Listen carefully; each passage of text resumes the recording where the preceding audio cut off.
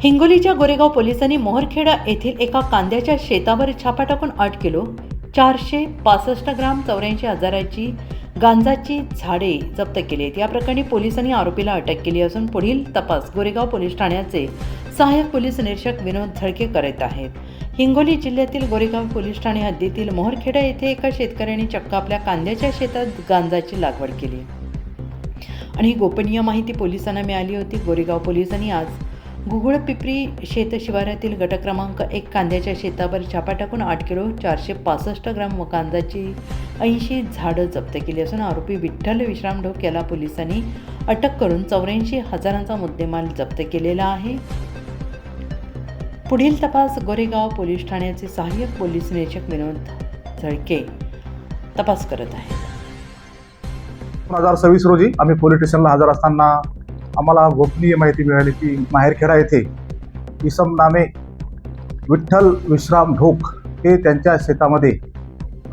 गांजा अंमली पदार्थाची झाडे जोपासना करून वाढवत आहे अशी खात्रीशीर माहिती मिळाल्याने आम्ही सदरची माहिती माननीय पोलीस अधीक्षक साहेब, उपविभागीय पोलीस अधिकारी साहेब तसेच स्थानिक गुन्हे शाखेचे भोसले साहेब यांना माहिती देऊन त्यांची परवानगी घेऊन आम्ही सदर कारवाईकरिता मंडळ निरीक्षक, कृषी सहाय्यक, 2 शासकीय पंच, आम्ही पोलीस स्टाफ, PSI लेनगुळे साहेब, अनिल भारती तसेच राहुल मैनकर, नवले व होमगार्ड असे आम्ही पूर्ण स्टाफ सदर ठिकाणी जाऊन दुपारी 1500 वाजता छापा टाकला असता सदर शेतामध्ये आम्हाला एकूण लहान मोठे एकूण 80 अंमली पदार्थ गांजाचे झाडे हिरवे ओलसर मिळून आले। त्याचे तराजू काटा त्याच्यावर मोजमाप केले असता त्याचे एकूण वजन 8 किलो 465 ग्रॅम असे भरले व त्यातून पाचारण करण्यात आलेली फॉरेन्सिक टीम यांनी सुद्धा त्यांचे एक सॅम्पल काढून घेतले आणि उर्वरित पूर्ण गांजा आम्ही जागेवर सील करून ताब्यात घेतला। त्याची जवळपास एकूण किंमत 84,650 अशी आहे